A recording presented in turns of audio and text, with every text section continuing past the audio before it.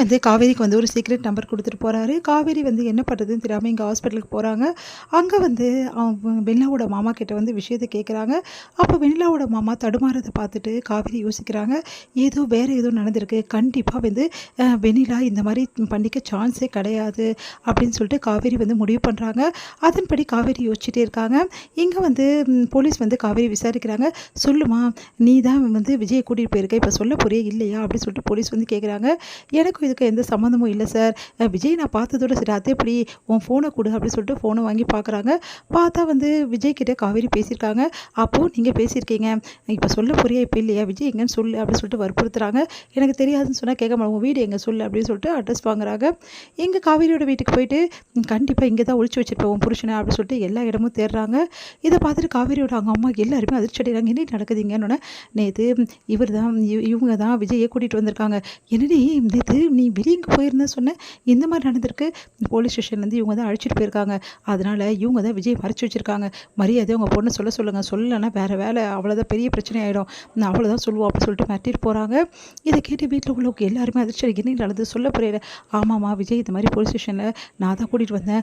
அடிப்பாவி இவ்வளோ நாள் நீயும் விஜயும் வந்து சேரல. புருஷனை வந்து தேடி போல அப்படின்னு நினச்சா இந்த மாரி பண்ணியிருக்கியா? அப்படின்னு சொல்லிட்டு காவேரியோட வந்து கேட்குறாங்க அத்தை. அடுத்து வந்து அமைதியா இருக்காங்க. ஓ! இதெல்லாம் வேறடா அப்பவே சொன்னேன்ல சாரதா நீ கேட்டியா? இப்ப பார்த்தியா? எப்படி பண்ணியிருக்கான்னு. அதுக்கு தான் அந்த அவன் கூடவே வந்து சேர்த்து வச்சுருன்னு சொன்னேன்ல. ஏன்டி என்கிட்ட சொல்லியிருந்தா அவன் கூடயே அனுப்பிச்சிருப்பேன்ல. இந்த மாரி குடும்பத்து மானத்த எடுக்கிற. இப்ப என்னன்னா இந்த மாரி நடந்திருக்கு. இங்க பாருங்கம்மா, நான் எத பத்தி சொல்றதா இல்ல. தயவு செய்து கொஞ்சம் பொறுமையா இருங்க. விஜய் வந்து அப்படிப்பட்டவர் இல்லைன்னு உங்க எல்லாருக்கும் தெரியும். தேவையில்லாம விஜய் மேல பழி சுமத்திருக்காங்க. விஜயை காப்பாத்தணும். அதுதான் எனக்கு முக்கியம் அப்படின்னு சொல்லிட்டு போறாங்க. அதிர்ச்சி அடைகிறாங்க எல்லாரும். இங்க காவேரி வந்து விஜய்க்கு கால் பண்றாங்க. நடந்த விஷயத்த எல்லாம் சொல்றாங்க. அதை கேட்டு அதிர்ச்சி அடைகிறாங்க. விஜய் நீ என்ன சொல்ற காவேரி? எனக்கு என்னமோ சந்தேகமா இருக்குங்க. எல்லாத்தையும் வந்து நான் வந்து பேசிட்டேங்க. யோசனை பண்ணியும் பார்த்துட்டேன். கண்டிப்பா வந்து வெண்ணிலா வந்து இந்த மாதிரி முடிவை அவளே தேடிக்கல. இதை யாரோ செஞ்சிருக்காங்க. வெண்ணிலாக்கு எதிராக சதி பண்ணியிருக்காங்க. எனக்கு என்னமோ வந்து அந்த பசுபதி தான் எல்லாம் பண்ணியிருப்பான்னு தோணுது. அந்த பழியை உங்கள் மேலே வரணும்னு சொல்லிட்டு இந்த மாதிரி திருப்பி விட்டுருக்கான். என்ன சொல்கிற காவேரின்னு எனக்கு நல்லா தெரிஞ்சு போச்சுங்க. இதுதான் நடந்திருக்கும். ஏன்னா வெள்ளாவோட மாமா வந்து முழிச்ச மொழியே சரியில்லை. அவர் ஏதோ என்கிட்ட சொல்ல வந்தாருங்க. அதுக்கப்புறம் அப்படியே நிறுத்திட்டாரு. அப்படின்னா என்ன அர்த்தம்? வெண்ணிலா எந்த முடிவுமே பண்ணல. நான் அவர்கிட்ட கேட்டேன், வெள்ளை எதுக்காக இந்த முடிவு எடுத்தான்னு சொல்லிட்டு. அது வந்து நடந்தது கிடையாது அப்படின்னு சொல்ல வந்தார். அதுக்கப்புறம் பசுபதி எதுவும் மிரட்டி வச்சிருப்பார் போல் இருக்கு. அதனால் டோட்டலாக மாறிட்டாருங்க. இந்த கேஸை கண்டுபிடிக்கணும்னா இந்த விஷயம் எல்லாத்துக்குமே பசுபதி தான் காரணம். வெண்ணாவோட மாமா வந்து பசுபதி பிடியில் இருக்காரு.